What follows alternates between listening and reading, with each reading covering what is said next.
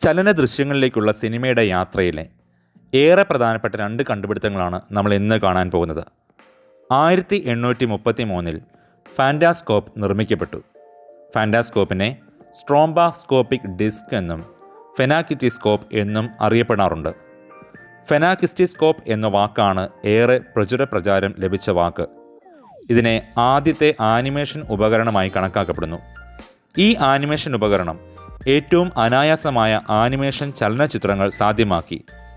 ആദ്യം ഇത് പല പേരുകളിൽ അറിയപ്പെട്ടിരുന്നുവെങ്കിലും ഫ്രഞ്ച് ദിനപത്രമായ ലെ ഫിഗാരോയിൽ 1833 ഫെനാക്കിറ്റിസ്കോപ്പ് എന്ന പദം ഉപയോഗിച്ചപ്പോൾ മുതലാണ് ഇത് ഇങ്ങനെ അറിയപ്പെടാൻ തുടങ്ങിയത്. ആദ്യത്തെ ചലനാത്മക ദൃശ്യ മാധ്യമ ഉപകരണം എന്ന നിലയിൽ ഇത് പിന്നീട് ഭാവിയിലെ ചലനദൃശ്യ സംസ്കാരത്തിലേക്കുള്ള ചുവടുവെപ്പുകൾ ദ്രുതഗതിയിലാക്കി. ഫെനാക്കിറ്റിസ്കോപ്പ് എന്നത് ഫെനാക്കിസ്റ്റിക്കോസ് എന്ന ഗ്രീക്ക് പദത്തിൽ നിന്ന് ഉത്ഭവിച്ചതാണ്. പേര് സൂചിപ്പിക്കുന്നത് പോലെ ഡിസീവിങ് അഥവാ ചീറ്റിംഗ് എന്നൊക്കെയാണ് ഇതിൻ്റെ അർത്ഥം. കാഴ്ചക്കാരൻ്റെ കണ്ണുകളെ ഡിസീവ് ചെയ്യുക എന്നത് ഇതിൻ്റെ ചലനാത്മകതയ്ക്ക് ഒരു പ്രധാന കാരണമായിരുന്നു. കാഴ്ചക്കാരൻ്റെ കണ്ണുകളെ ഡിസീവ് ചെയ്ത് ചലന ദൃശ്യങ്ങൾ സൃഷ്ടിക്കാമെന്ന അടിസ്ഥാന തത്വം പിന്നീടങ്ങോട്ട് പല ഉപകരണങ്ങളുടെയും കണ്ടുപിടുത്തത്തിന് വഴികാട്ടിയായി മാറി. ഒരു ഹാൻഡിലിൽ വെർട്ടിക്കലായി ഘടിപ്പിച്ച ഒരു വൃത്താകൃതിയിലുള്ള കാർഡ്ബോർഡ് ഒരേ ദിശയിലേക്ക് നിരന്തരമായി കറങ്ങുന്നതിലൂടെയാണ് ഇത് പ്രവർത്തിക്കുന്നത്. വൃത്താകൃതിയിലുള്ള ഈ കാർഡ്ബോർഡിന് നടുവിൽ ഒരു ആക്സിസും ആക്സിസിന് ചുറ്റും പല ചിത്രങ്ങളുടെ ഒരു ശ്രേണി തന്നെ വരച്ച് ചേർത്തിരിക്കുന്നു.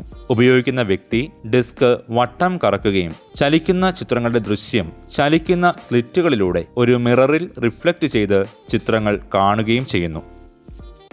അടുത്ത കണ്ടുപിടുത്തമാണ് സൂപ്രാക്സിസ്കോപ്പ്. ക്രോണോ ഫോട്ടോഗ്രഫി എന്താണെന്ന് അറിഞ്ഞാൽ മാത്രമേ സൂപ്രാക്സിസ്കോപ്പ് എന്താണെന്ന് മനസ്സിലാക്കാൻ സാധിക്കുകയുള്ളൂ. ക്രോണോ ഫോട്ടോഗ്രഫി എന്നത് ആദ്യം ചലനദൃശ്യ മാധ്യമങ്ങളുടെ ഭാഗമല്ലായിരുന്നു. ലോക്കോമോഷൻ പഠിക്കുന്നതിനുള്ള ഒരു സയൻറ്റിഫിക് ഉപകരണം മാത്രമായിരുന്നു ക്രോണോ ഫോട്ടോഗ്രഫി. മനുഷ്യരോ മൃഗങ്ങളോ ഒരു ക്യാമറയുടെ മുമ്പിൽ നടത്തുന്ന സാധാരണ ചലനങ്ങളെ പകർത്തുന്നതായിരുന്നു ക്രോണോ ഫോട്ടോഗ്രഫി. എഡ്വേർഡ് മെയ്ബ്രിഡ്ജ് നൂറുകണക്കിന് ക്രോണോഗ്രഫിക് പഠനങ്ങൾ നടത്തുകയും ഫോട്ടോഗ്രാഫറായ അദ്ദേഹം ചലിക്കുന്ന കുതിരയുടെ ദൃശ്യങ്ങൾ പല കാർഡുകളിൽ പകർത്തുകയും ചെയ്തു. അതിനുശേഷം ഈ ആനിമൽ ലോക്കോമോഷൻ അവതരിപ്പിക്കുന്നതിനായി അദ്ദേഹം സൂപ്രാക്സിസ്കോപ്പ് എന്ന ഉപകരണം നിർമ്മിക്കുകയും ചെയ്തു. ആദ്യ കാലഘട്ടങ്ങളിൽ ഇത് സൂഗ്രാഫിസ്കോപ്പ് എന്ന് അറിയപ്പെട്ടിരുന്നു. അതുപോലെ തന്നെ പിന്നീട് സുഗീറോസ്കോപ്പ് എന്ന പേരിലും ഈ കണ്ടുപിടുത്തം അറിയപ്പെട്ടിരുന്നു. ഇന്നത്തെ മൂവി പ്രൊജക്ടറുകളുടെ ഒരു പ്രധാന മുൻഗാമിയായി സൂപ്രാക്സിസ്കോപ്പ് അറിയപ്പെടുന്നു.